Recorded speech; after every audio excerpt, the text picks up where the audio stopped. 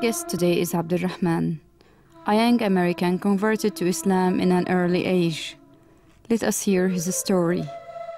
I was born into a Christian family, but we weren't very practicing.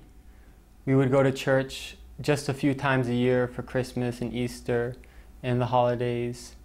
And God only existed on Sunday in church in my family and not outside the church. And many American families are like this. I've always been a very logical thinker. And when I was about 11 or 12 years old and I started thinking for myself, I asked myself, does God exist? And this question I felt was pushed on me by a clash between science and religion, or rationality and religion in America. And I think that tradition goes back to the Christian church in Europe. And there were always issues between the Catholic Church and science and advancement. And when I compared what I saw in the Bible and what I knew of the Trinity and the other Christian beliefs compared to science and evolution and evidence, I leaned towards the side of science, and I chose not to believe in God.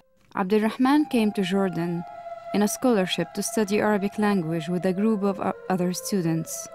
Among them is Jalal, who lives with Abdulrahman in the same apartment.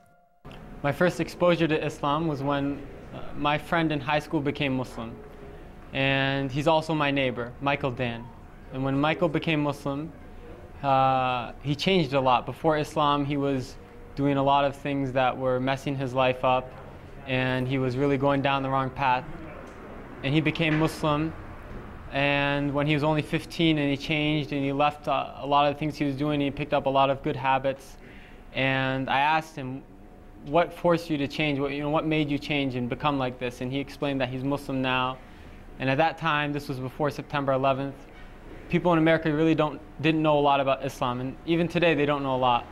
And I asked him, what is Islam? Who are Muslims? And he explained to me about Muslims, and I was surprised that Islam is very close to Christianity and Judaism. And it made a lot of sense to me that there's one God and there's prophets and messengers, but none of the prophets have divinity.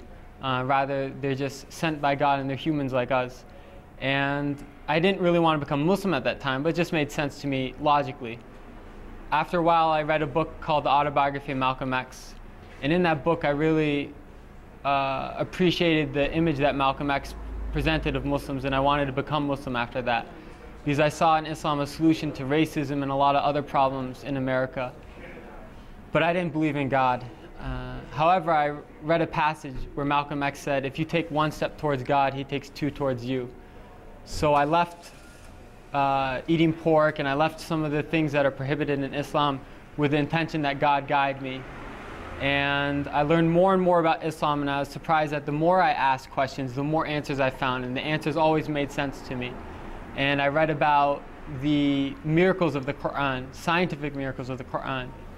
And they're many. I got to know Abdulrahman through a program funded by the State Department called the Critical Language Scholarship, in which we spent 2 months studying in an Arabic country, and it happens to be Amman, Jordan this year.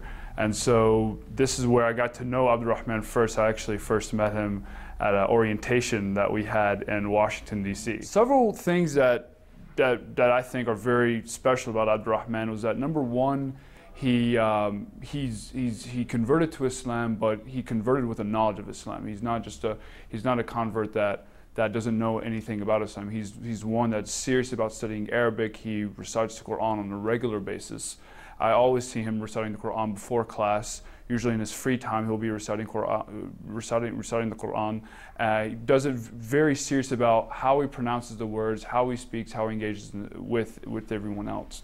One thing I did also notice is that a lot of students are very interested about learning about Islam.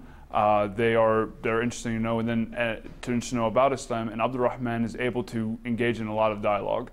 And so obviously Islam is a very important issue, especially among American students, and Abdulrahman, more so than I've seen many people, even many Muslims in the States, he's openly willing to engage in conversation. He's open if someone has a question about.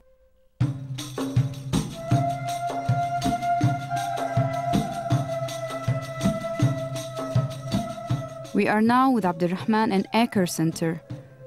where he takes intensive courses in Arabic language.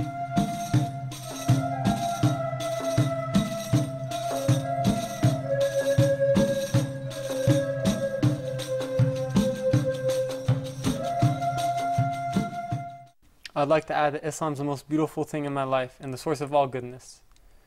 It's a message that every soul finds tranquility with, and a sense of purpose and fulfillment and true happiness. And I encourage everyone to take a step towards God, and they'll find that God takes 2 steps towards them. Because this is a light from Allah. In any way you look at the light, it comes out to be true. And so if you ask questions and you prefer to look at it from science or from your soul or from people, go whichever way you want, and I'm sure that you will find that this is the message you've always been looking for.